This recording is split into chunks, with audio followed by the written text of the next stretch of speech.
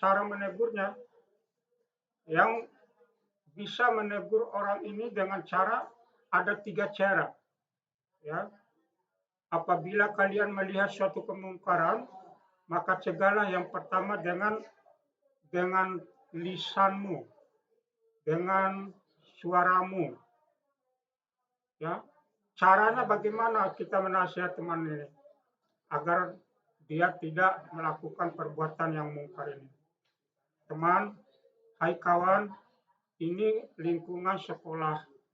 Kalau bisa janganlah merokok di sini. Ya, andai kata kamu ingin merokok, ya bisa kamu lakukan di luar sana. Karena ini lingkungan sekolah, kemudian lingkungan sekolah kita ini ada CCTV-nya juga. Nanti bisa direkam, bisa dilihat oleh kepala sekolah, oleh guru-guru, maupun oleh orang lain yang ada di dalam lingkungan sekolah. Dan kasus ini bisa nanti akan berlanjut sampai ke guru BP dan sebagainya. Jadi dinasihatkan dengan cara berhikmah. Kemudian wal mau'izah dengan cara yang bijaksana, dengan cara yang menarik simpati. Bagi anak-anakku yang perempuan memakai jilbab, jangan pakai jilbab hanya sekedar menutup kepala doang. Ya. Kepala itu juga merupakan aurat. Harus tutuplah dengan jilbab itu dengan rapi, menutup semua aurat kalian. Ya. Dengan kalian bergaya, berpose dengan cara-cara yang islami, orang lain melihat, dia cakep banget nih pakaiannya. Ya, dia berjilbabnya aja dari jauh sana ketahuan. Oh, ini siswi SMP Muhammadiyah 26 nih. Ini pakaiannya, jilbabnya rapi banget, gaya banget. Akhirnya ditiru oleh orang yang terutama orang yang non muslim dengan gaya kalian itu. Jangan berpenampilan kayak ala artis misalnya, karena pingin dilihat rambutnya yang mungkin yang sudah dicat warna-warni, akhirnya kalian dengan sengaja memperlihatkan aurat. Ya, kalian bangga dengan memperlihatkan aurat. Ya, tidak semestinya seperti itu. Siswi Muhammadiyah terutama adalah siswi yang mampu menjaga citra sekolahnya, menjaga aurat dirinya, agar di mata masyarakat bukanlah sebagai sampah masyarakat, tetapi kalian adalah orang-orang yang dibutuhkan atau yang diperlukan oleh masyarakat. Dan siswa Muhammadiyah ingat, siswa-siswi Muhammadiyah itu tidak mengenal kata, ya, tidak mendengar kata. Ada 3 kata yang tidak dan harus diketahui oleh siswa-siswi. Anak IPM itu tidak mengenal kata 1, tidak tahu, 2, tidak mau, 3, tidak bisa. Jadi anak IPM itu tidak mengenal kata tidak tahu, tidak mau, tidak bisa. Ketika kalian itu tidak tahu, maka harus cari tahu bagaimana caranya. Misalnya kalian terjun ke masyarakat, suruh jadi MC atau moderator, suruh berbicara di depan masyarakat, di depan umum. Nah, kalian harus bisa, ya, bagaimana kata pembukanya, bagaimana menyampaikan pidatonya dan lain-lain. Nah, nggak ada kata nggak bisa. Bagi anak laki misalnya, begitu sampai di masjid disuruh azan, ya nggak ada kata, saya tidak bisa Pak. Harus bisa. Nah, kalau mau bisa harus belajar. Jadi jangan menutup diri. Ya, sudah nggak tahu dari zaman tahu kapan, sampai sekarang kalian udah dewasa, masa nggak tahu juga. Nah, ini artinya kalian tidak mau belajar. Jadi anak-anak IPM itu tidak mengenal kata tidak tahu, tidak mau, dan tidak bisa. Kenapa Bapak harus menyampaikan ini kepada anak-anak IPM? Karena kalian itu siswa Muhammadiyah itu adalah bagian dari anak-anak IPM. Walaupun belum masuk ke pengurusan IPM. Ya, insya Allah kalau di kelas di kelas 8 maupun kelas 9 nanti kalian pun akan masuk. Karena kalian ini udah kelas 9, makanya seharusnya sudah tahu persis apa itu namanya IPM, terutama bagi anak-anak pengurus. Ya. Kemudian anak-anak sekalian, itu tadi dasar hukum. Kemudian Bapak masih balikin lagi tadi. Masih lanjut, masih ada ya. Berikutnya, tadi masalah dasar hukum. Ya. Sekarang Bapak lanjut ke hukum berorganisasi. Ini hukum berorganisasi. Hukum berorganisasi itu wajib. Kenapa wajib? Ini didasarkan pada Al-Quran yang Bapak sebutkan tadi.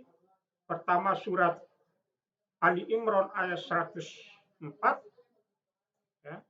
Kemudian surat An-Nahl ayat 125. Kemudian ditambah lagi satu surat hukum berorganisasi ini, yaitu surat Asy-Syu'ara ayat 68. Nah, ini sebagai hukum berorganisasi.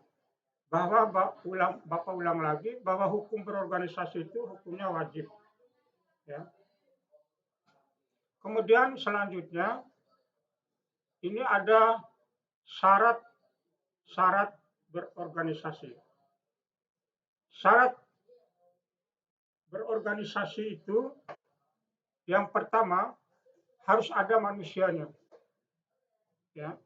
Harus ada manusianya. Kemudian yang kedua harus ada tujuan yang hendak dicapai. Ya. Tadi Bapak sudah jelaskan tujuan yang hendak dicapai sesuai dengan pasal 3 Anggaran Dasar Muhammadiyah ayat 1 menegaskan bahwa maksud dan tujuan organisasi Muhammadiyah adalah menegakkan dan menjunjung tinggi perintah agama Islam sehingga terwujud masyarakat Islam yang sebenar-benarnya. Apa yang dimaksud dengan masyarakat Islam yang sebenar-benarnya itu? Masyarakat Islam yang sebenar-benar itu maksudnya Islam kafah. Yang masuklah ke dalam Islam itu secara kafah. Apa itu kafah? Keseluruhan, menyeluruh. Jangan hanya modalnya di dalam KTP nih, bagi yang sudah punya KTP misalnya. Agamanya apa? Islam. Tapi dalam kesehariannya, dalam kehidupannya, dia menyebut Islam tapi melaksanakan ajaran Islam itu ya kurang ataupun nggak pernah sama sekali. Contoh sholat. Masih ada di antara kita ini umat Islam yang sholatnya ya kalau nggak sekali sebulan, sekali setahun. Kalau nggak Idul Fitri sama Idul Adha. Ya mudah-mudahan anak-anakku sekalian ini yang kelas 9 ini nggak ada lagi yang sholatnya seperti itu. Mudah-mudahan nggak ada yang sekali sebulan ataupun sekali setahun.